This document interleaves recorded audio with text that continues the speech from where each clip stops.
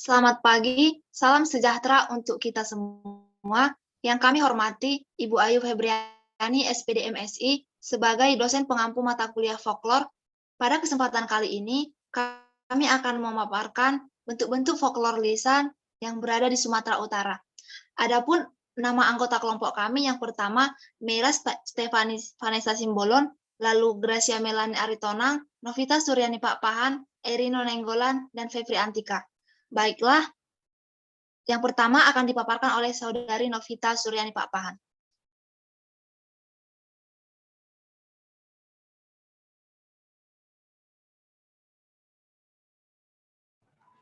Baik, pertama-tama di sini saya akan membahas mengenai apa itu folklore. Secara etimologi, istilah folklore pada dasarnya berasal dari bahasa Inggris yakni folklore. Namun kemudian folklore sendiri hakikatnya juga berasal dari dua kata, yaitu folk yang artinya sekumpulan individu yang memiliki kesamaan atau collectivity. Sedangkan lore artinya adalah sebagian kebudayaan yang diwariskan dari kelompok yang sama. Folklore pada hakikatnya adalah salah satu bentuk kebudayaan yang bersifat kolektif, karena umumnya folklore tersebar dan diwariskan secara turun-temurun dari generasi ke generasi.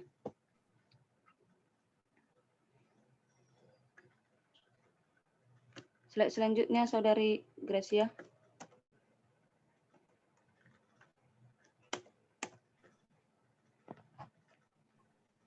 Jadi pembahasan selanjutnya ini saya akan menjelaskan yaitu mengenai folklore lisan. Apa itu folklore lisan?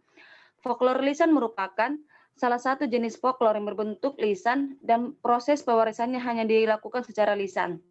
Folklore lisan sering disebut dengan juga istilah tradisi lisan.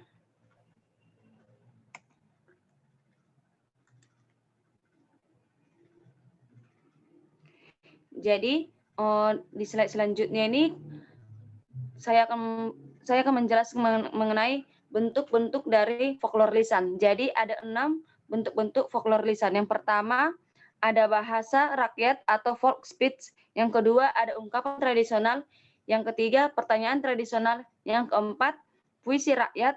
Yang kelima cerita rakyat. Yang keenam nyanyian rakyat.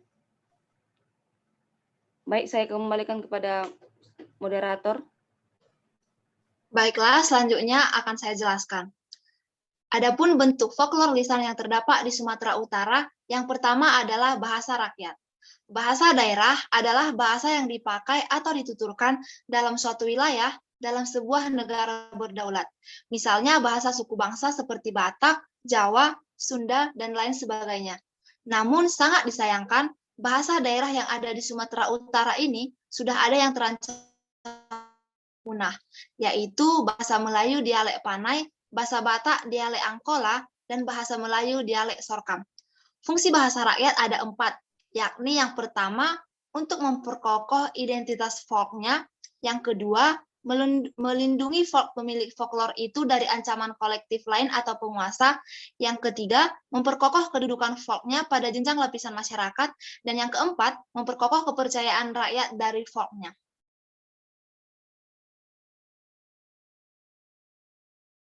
Bahasa rakyat terdapat logat. Selain logat atau dialek berdasarkan kesukuan, ada juga logat berdasarkan wilayah atau daerah. Contoh yang kami ambil yaitu bahasa rakyat berdasarkan daerah wilayah, yaitu di Medan. Seperti cak, kreak, nokoh, congok, balen, getek, bedangkik, gondok, bongak, dan celit. Lalu yang kedua ada slang. Dalam bahasa masyarakat Medan, biasanya ketika menolak sesuatu, maka mereka mengatakan ah. Lalu mengatakan bagaimana, biasanya mereka mengatakan acamana. Lalu jika mengatakan boleh, acih. Dan jika mengatakan pamer, anggar. Lalu yang ketiga ada julukan. Julukan atau nama panggilan adalah nama seseorang yang bukan nama asli yang diberikan oleh orang tua, teman, dan lain-lain. Nama julukan bersifat tidak resmi, namun bersifat sosial dalam suatu komunitas tertentu. Contohnya ada tondi. Tondi biasanya sering dikatakan oleh orang yang berpacaran. Lalu ada namboru. Biasanya itu ada dalam biasanya itu terjadi dalam kekeluargaan, tetapi tidak jarang seseorang mengatakan Namboru itu sebagai sebut-sebutan seperti itu saja.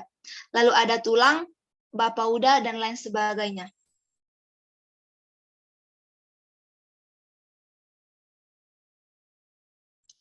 Lalu bentuk folk lainnya adalah ungkapan tradisional. Ungkapan tradisional adalah ungkapan budaya dari suatu kelompok yang dikuasai secara aktif oleh beberapa orang saja. Kami mengambil dari suku Batak. Yang pertama itu ikon sadado songon dainyaek unang merdua songon daini tuak. Maknanya adalah setiap orang harus memiliki rasa persatuan yang tinggi meskipun hidup di dalam berbagai macam perbedaan pandangan dengan orang lain. Jangan saling terpecah belah. Peribahasa ini hampir sama maknanya dengan bersatu kita teguh, bercerai kita runtuh. Lalu yang kedua, olo tinik tik sanggar lahobaenon huru-huruan. Jolosinukun marga asabinoto partuturan. Seperti diketahui, suku Batak tentunya memiliki berbagai macam marga. Setiap orang Batak pasti memiliki marga yang diturunkan dari pihak orang tua laki-laki atau ayah.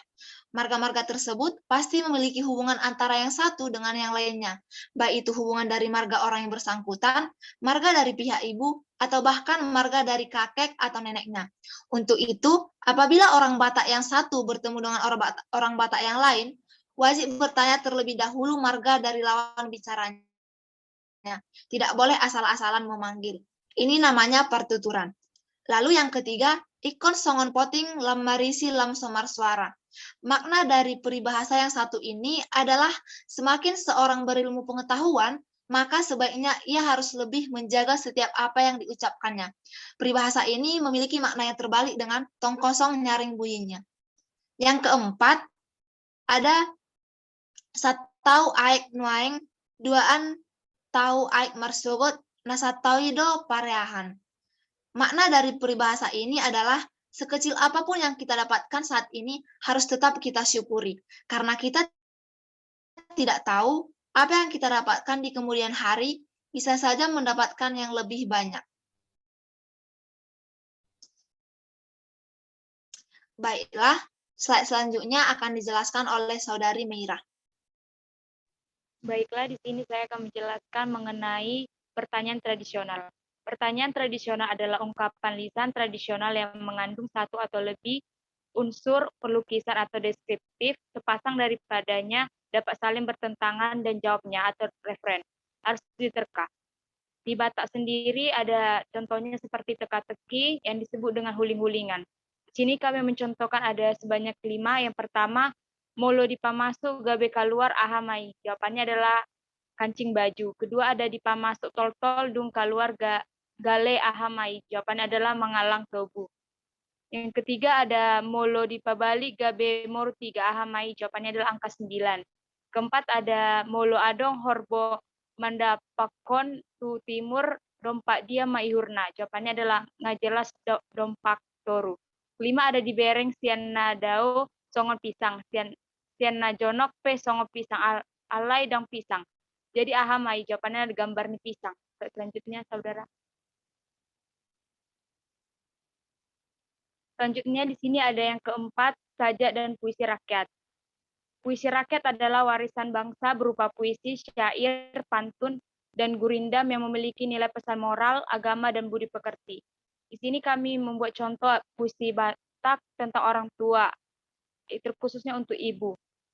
Saina sabar do dainang, aitung songon dia pe pambayan aku.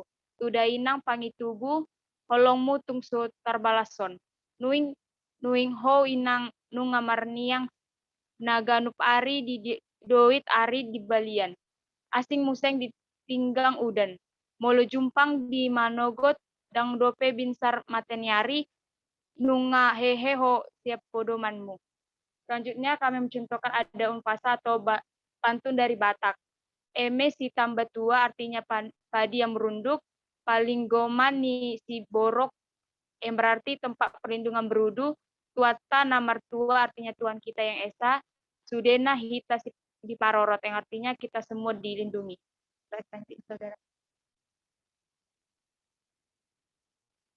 Kelima ada cerita prosa rakyat yang termasuknya itu mite, legenda, dan dongeng. Yang pertama akan saya jelaskan mengenai legenda. Menurut buku Sari kata bahasa Indonesia, menurut buku Sari kata bahasa Indonesia, legenda adalah cerita rakyat zaman dahulu yang berkaitan dengan peristiwa dan asal-usul terjadinya suatu tempat. Di sini kami mencontohkan tentang legenda asal-muasal marga Batak. Menurut legenda Batak, manusia bermula setelah perkawinan antara si Boru, Dea Parujar, salah satu dari 6 anak perempuan Batara Guru, dengan Raja Odap.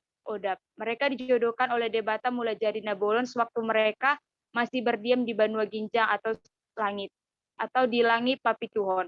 Karena itulah dahulu ada umpama Batak, Timus Gabe Ombun, Jumadi Udan, Mulanitano Dohojolma Imasian Diboru Deyak Parujar.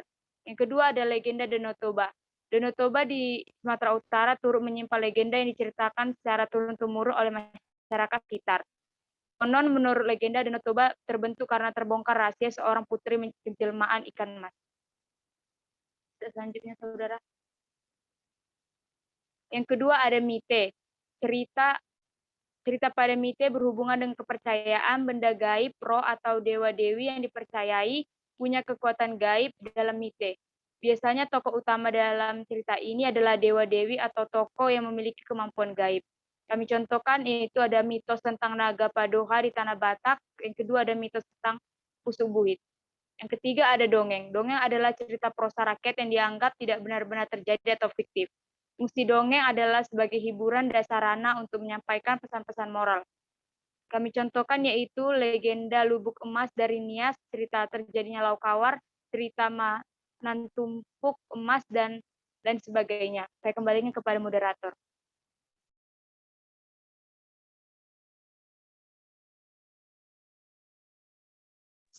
Baiklah, slide selanjutnya akan dipaparkan oleh Saudara Erino.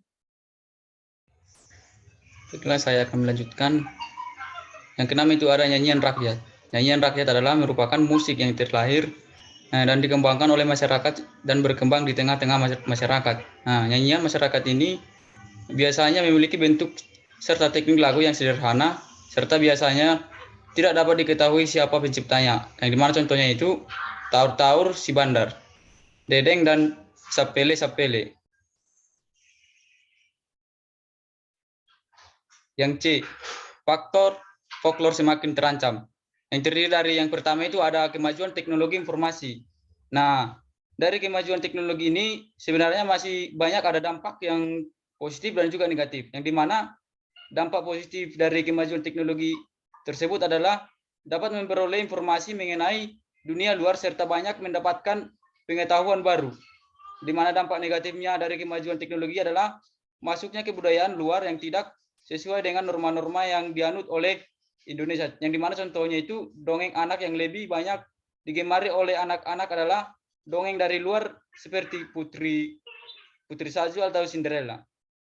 Nah, yang kedua itu ada kurangnya kesadaran diri. Kurangnya kesadaran diri masyarakat akan penting folklore pada kehidupannya. Yang dimana folklore sendiri banyak memiliki makna kehidupan seperti upacara-upacara adat yang dilaksanakan dari awal memulai kehidupan sampai akhir kehidupan. Pasti banyak sekali upacara adat yang mengundang makna. Yang ketiga itu ada modernisasi.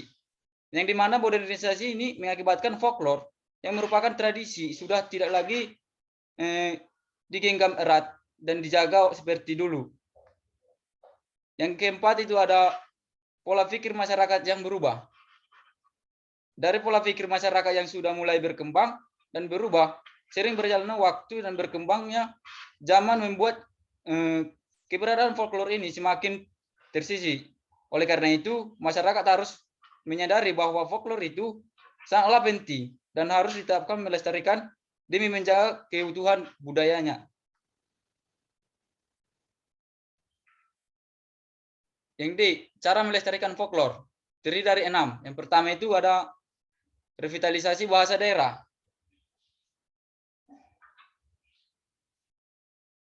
Yang kedua itu ada menanamkan sajak kecil. Yang ketiga tersedianya banyak tempat menyalurkan bakat. Yang keempat itu diajarkan di sekolah. Yang kelima, support dari pemerintah dan instansi terkait. Yang terakhir itu ada melakukan event budaya.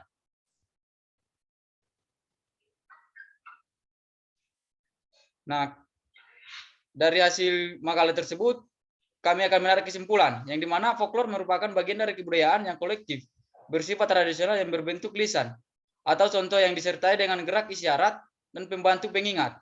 Folklore juga merupakan bagian kebudayaan disebarkan melalui tutur kata atau lisan.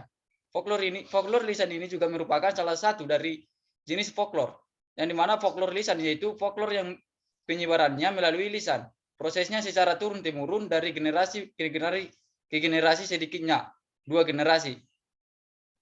Dan bentuk folklore lisan yaitu bahasa rakyat, ungkapan tradisional, pertanyaan tradisional, sajak dan puisi rakyat, dan juga cerita prosa rakyat, seperti mit, legenda, dan dongeng.